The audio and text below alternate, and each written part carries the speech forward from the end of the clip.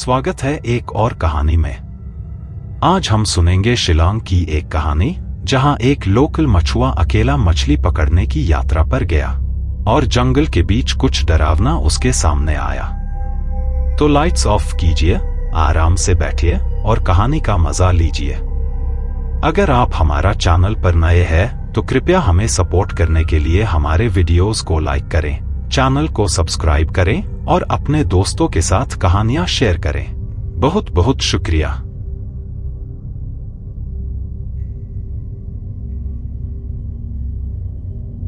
मुझे नहीं पता उस दिन मुझे क्या सूझा जो मैं अकेला ही निकल गया शिलांग के पास एक सुनसान फिशिंग स्पॉट के लिए, बिना किसी के साथ। शायद शहर की भागदौड़ वाली जिंदगी से थक चुका था, या शायद मुझे एक रात की शांति चाहिए थी। सिर्फ मैं और नदी की आवाज। दोपहर तक मैंने अपना सामान पैक किया और चल दिया। सूरज आसमां में चमक रहा था, मुझे तसल्ली दे रहा था, जैसे सब कुछ ठीक रहेगा। मैंने सुना था कि उस जगह पे मछलियां खुद ही तुम्हारे हुक पर आ जाती है। जब तक मैं वहां पहुंचा, शाम के लगभग 4 बजे थे। आसमां का रंग हल्के धुंधले सा हो रहा था और बादल भारी लग रहे थे। नदी मेरे सामने थी, एक शांत सी पतली सी धारा, और उसके दूसरे साइड घना जंगल। पेड़ हवा में हिल रहे थे और पानी मर्की और शांत था। सब कुछ अजीब और अलग लग रहा था। मैंने नदी के किनारे अपना टेंट लगाया और फिशिंग लाइन पानी में डाली। 1-2 घंटे में बस इतनी मछलियां मिली कि डिनर के लिए काफी हो। छोटी सी आग जलाई, मछलियां बनाई और लगा कि यही सुकून की रात थी जो मुझे चाहिए थी। पर मुझे पता नहीं था कि रात कितनी गलत होने वाली थी। शाम ढलते ही हल्का बारिश होने लगी। मैंने अपने टेंट के पास एक शेल्टर बनाया था और वहीं बैठकर बारिश का पानी नदी के ऊपर गिरते देखा।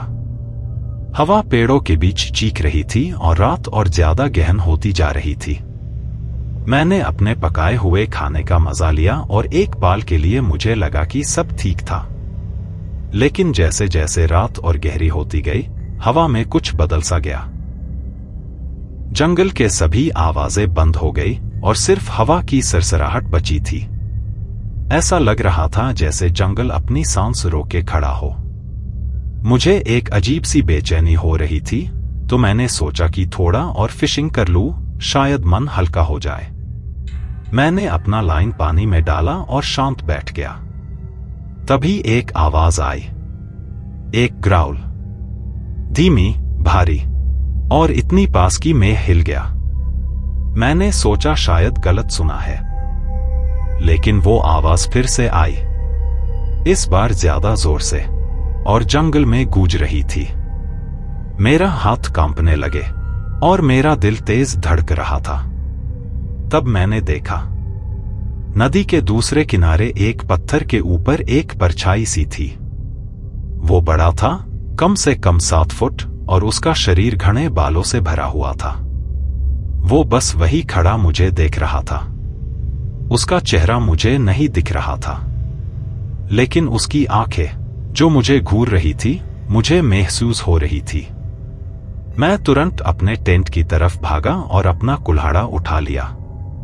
डर के मारे मेरा दिल इतना जोर से धड़क रहा था कि लग रहा था वो मुझे सुन लेगा। जब मैंने वापस देखा, वो वही था, लेकिन अब उसकी ग्राउल और तेज हो गई थी। ऐसा लग रहा था जैसे मैंने उसकी जगह पर कब्जा कर लिया हो। उसकी आवाज जंगल में गूंज रही थी और मेरी रूह तक कांप रही थी। फिर वो पत्थर पर बैठ गया। वो मुझे क्यूरियस नजर से देख रहा था, जैसे कुछ सोच रहा हो। मुझे एक आइडिया आया। मैंने अपने डिनर का बचा हुआ मछली और चावल उठाया और उस तरफ धीरे से फेंक दिया। वो क्रीचर धीरे धीरे उठा और खाने के पास गया। फिर उसने वो खाना खाना शुरू किया, जैसे उसका पेट काफी भूखा हो। मैं वहीं का वहीं जाम गया, डर के मारे हिल भी नहीं सका। खाना खत्म करने के बाद उसने मुझे एक आखिरी बार देखा और जंगल की तरफ चला गया। जंगल में घुसते ही वो गायब हो गया, जैसे कभी था ही नहीं। मैं रात भर वही बैठा रहा, कुल्हाड़ा लेके, सुबह होने का इंतजार करता हुआ। सुबह होते ही मैंने अपना सामान उठाया और बिना पीछे देखे वहां से निकल गया। आज तक मुझे नहीं पता कि वो क्या था, एक जानवर या कुछ और। जो भी था वो मेरी जिंदगी की सबसे बड़ी डरावट बन गया है, जो कभी भूल नहीं पाऊंगा।